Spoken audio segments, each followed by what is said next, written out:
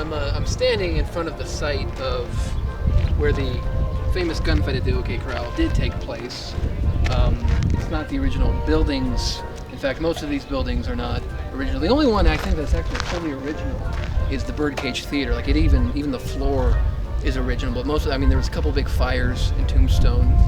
The most famous is probably the 1882 fire, but most of the buildings there had to be rebuilt or, of course, throughout the years restored. But the Birdcage is all original. It's an absolute gem of a historical a place. And things here really have been left the way they were. You can go down and see the Pharaoh table and actually the bullet holes in the floor where Doc Holliday and Johnny Ringo had their drunken encounter, which was highly embellished for a cinematic effect in the film Tombstone.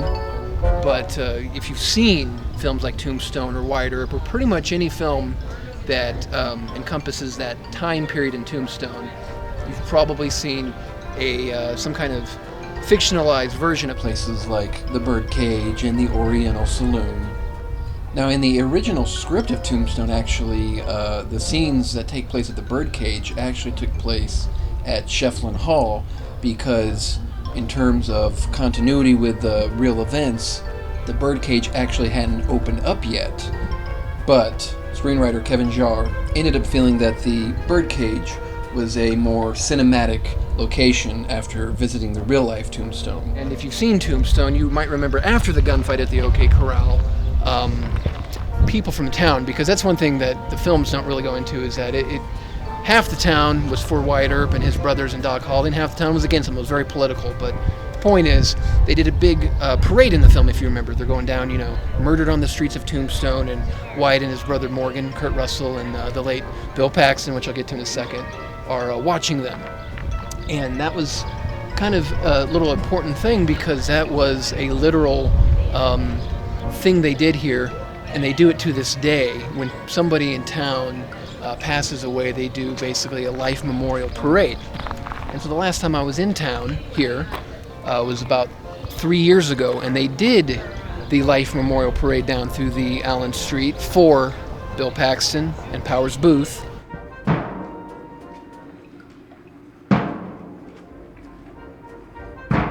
Both, of course, stars in Tombstone, and they had passed away that year. And so because of what that film means to the people that live here and work here. We could all just go on and on about how much that movie has meant to all of us personally and to this town. That film has helped keep the legends alive and certainly had, raised interest in newer generations. And so for them, because they were a part of that film that, has basically kind of been such a touchstone for a lot of us and really given us our vision of who those people were. When we think of Wyatt Earp and Val's Doc Holliday and such, we kind of think of them as like, they're they kind of personify those roles, those historical roles. That finished product was like the perfect movie. There wasn't one bad scene in that movie. We're always hoping that they could get all those deleted scenes and put them together somehow and put it out on a CD so that we could see what it was going to be. The part that Hugh O'Brien was in that they didn't use.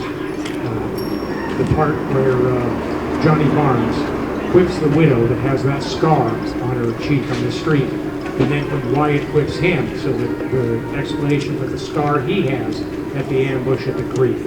All of those things. But they couldn't have that movie go on forever. They limited it to 2 hours, and it was just a perfect product. And it means so much to this town. And so, they did a life memorial parade down Allen Street for Bill and Powers Boothe, and I was there and I walked with them, and it was pretty cool. The people who play for the town were there, and they said a few words, and it was pretty cool. I was able to work with Powers Boothe on the third season of Deadwood on HBO. And the special thing for me was when we weren't filming, we were recording the lines from Tombstone. So it's definitely a place where history lives on, and it's very cool. You can come to Bisbee and be yourself. Well, I like to say you can come to Tombstone and be anybody you want to be.